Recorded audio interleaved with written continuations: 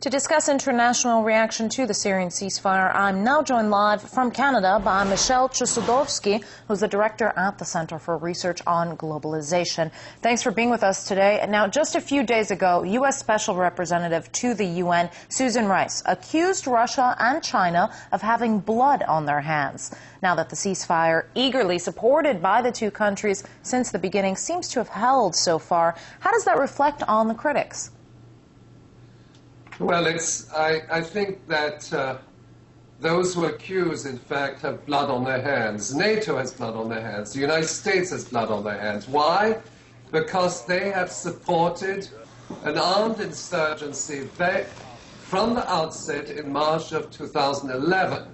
It is known and documented that this so-called opposition is, in fact, a proxy military formation or paramilitary formation which is supported by the Western military alliance.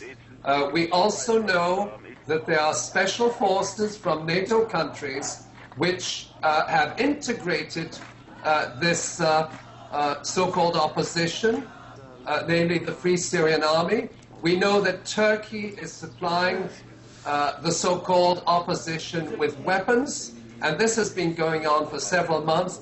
And we also have very well-documented evidence to the effect that most of the civilian casualties are attributable to terrorist acts by opposition gunmen and paramilitary. Now, the ceasefire has been achieved, but the West consistently pours scorn on Assad's truce pledge. Meanwhile, no one talks about the opposition's commitments. Why the different approach to the two sides?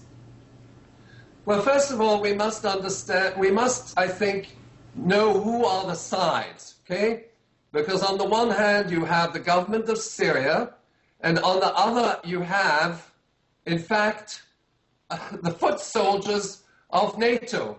In other words, NATO is supporting the rebels, but at the same time, the NATO countries which claim to be members of the international community are brokering the peace plan.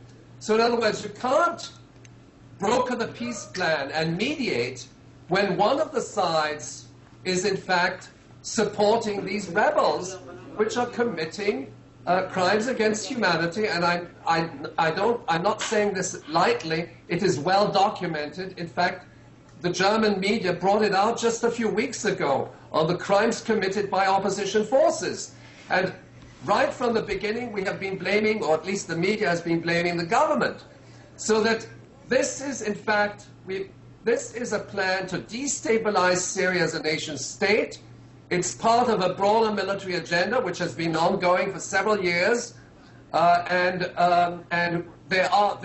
NATO, the United States, and NATO have a broader military agenda which may be, in fact, the next step of this. Mr. Chossudovsky, I'm sorry to interrupt you, but tell me, the Syrian opposition, which is very fractured, makes it even more difficult for them to agree on a common approach. How likely, and briefly, because we are running out of time, how likely is it that all the groups will commit to the ceasefire? Well, you know, this isn't really an opposition. There's an opposition within Syria. This is a fabricated opposition. Many of the people or the gunmen who are fighting are in fact mercenaries from neighboring countries, in particular from Qatar, from Iraq. In other words, they're not even Syrian nationals. So we have to understand that this is not an opposition. If it were an opposition, things would have happened previously, namely dialogue would have been established between the government and the opposition. There is opposition within Syrian civil society.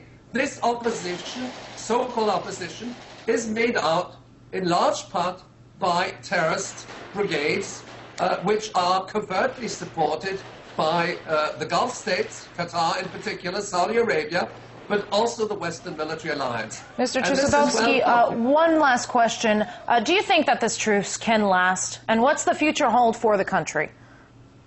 Well, I'm not terribly optimistic because the Western powers are not interested in a truce. They have been seeking from the outset, regime change. And, in other words, toppling the government and destabilizing the country. They have, in part, achieved the process of destabilization through the impact on the country's infrastructure, its economy in the course of the last year. All right. Michel Chossudovsky, Director for the Center for Research on Globalization, thank you.